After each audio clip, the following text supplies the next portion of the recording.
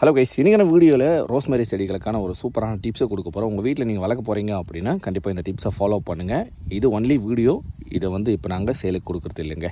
So first time video பார்க்குறவங்க save பண்ணி வச்சுக்கோங்க. பொதுவாகவே ரோஸ்மேரி செடிகள் ரொம்ப சென்சிட்டிவான ஒரு பிளான்ட்டு. இதை நர்சரியில் வித் பாட்டோடவே நீங்கள் வாங்கிட்டு வரணும். இல்லை கட்டிங்ஸை சேல் பண்ணுறாங்க அப்படின்னா அந்த இடத்துல வாங்கிக்கலாம். இதை பேர் ரூட் பண்ணி வாங்குறவங்களுக்கு கண்டிப்பாக 100% 99 இல்லைங்க, 100% பேர் ரூட் பண்ணி வாங்கினீங்க அப்படின்னா செத்து போயிடும். ஓகேங்களா? கட்டிங்ஸ்லேருந்து ரெடி பண்ணி கொடுக்குறாங்க அப்படின்னா வரும். நல்லா வளர்ந்த செடிகளை பிடுங்கி கொடுப்பாங்க நிறைய நர்சரியில், கண்டிப்பாக வேஸ்ட்டாக போய்விடும். அண்டு ஃபுல் செம்மண் கலவையில் நடவு செய்யுங்க. கோகோ பீட்டில் எதுவும் மிக்ஸ் பண்ணாமல் அந்த கலவையில் நடவு செஞ்சால் மட்டுமே உங்கள் செடிகள் நல்லா இருக்கும்.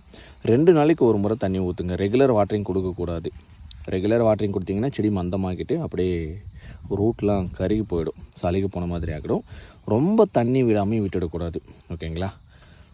ஸோ செடியை பார்க்கும்போது கொஞ்சம் இந்த லீஃப்லாம் கொஞ்சம் சின்னதாகிற மாதிரி இருக்கும். அந்த டைமில் தண்ணி விடுங்க.